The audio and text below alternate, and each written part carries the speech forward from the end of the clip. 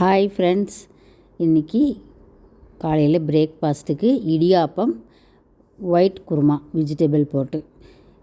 இந்த குருமாவுக்கு இந்த இடியாப்பத்துக்கும் ரொம்ப சூப்பராக இருக்குங்க. இது எப்படி பண்ணலான்னு பார்க்கலாம். 1.5 கப்பு அரிசி, புழுங்கல் அரிசி, சாப்பாட்டு அரிசி எடுத்து ஒரு 2 மணி நேரம் ஊற வச்சு மிக்ஸி ஜாரில் சேர்த்து நல்லா அரைச்சிக்கணுங்க. வலுவலுன்னு இல்லாமல் ரொம்ப தரன்னு இல்லாமல் ஓரளவுக்கு மீடியமாக அரைச்சிக்கணும். உப்பு தேவையான அளவு போட்டு நல்லா கலந்து விட்டுட்டு நம்ம இட்லி பானை அடுப்பில் வச்சு இட்லி தட்டில் இட்லி ஊற்றுற மாதிரி ஊற்றி அடுப்பில் வச்சிடலாம். இட்லி பானையில் வச்சிடலாம். ஒரு 10 நிமிஷம் 15 நிமிஷம் விட்டால் நல்லா வெந்துடும்.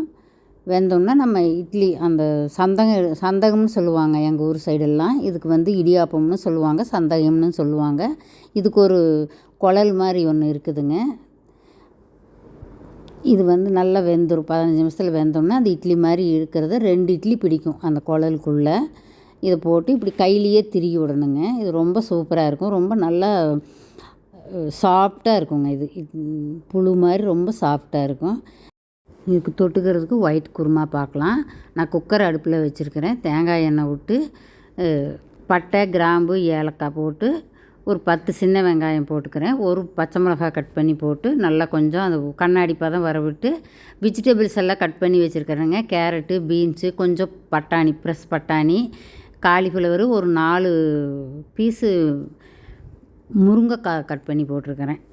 அதெல்லாம் கொஞ்சம் நல்லா வணங்க விட்டு தேங்காய் ஒரு 2 டேபிள் ஸ்பூன் தேங்காய், ஒரு 4-5 பல் பூண்டு, ஒரு சின்ன துண்டு இஞ்சி, ஒரு பச்சை மிளகாய் நல்லா அரைச்சி அதில் அந்த விழுது அதில் சேர்த்துக்கிட்டேன்.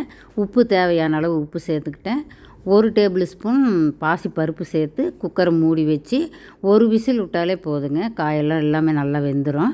இது தேங்காய் பாலும் சேர்த்துக்கலாங்க. தேங்காயை கொஞ்சம் அதிகமாக தேங்காய் போட்டு தேங்காய் பால் எடுத்து பிழிஞ்சு விடலாம்னு நல்லாயிருக்கும். நான் அப்படி தேங்காயாக அரைச்சி சேர்த்துக்கிட்டேன். இந்த குருமா இந்த இடியாப்பத்துக்கு ரொம்ப சூப்பராக இருக்குங்க. நீங்களும் ட்ரை பண்ணி பாருங்கள். ட்ரை பண்ணி பார்த்துட்டு சொல்லுங்கள் எப்படி இருந்துச்சுன்னு. இந்த வீடியோ பிடிச்சிருந்தால் லைக் பண்ணுங்கள், சப்ஸ்கிரைப் பண்ணுங்கள். தேங்க்யூ ஃபார் வாட்சிங்.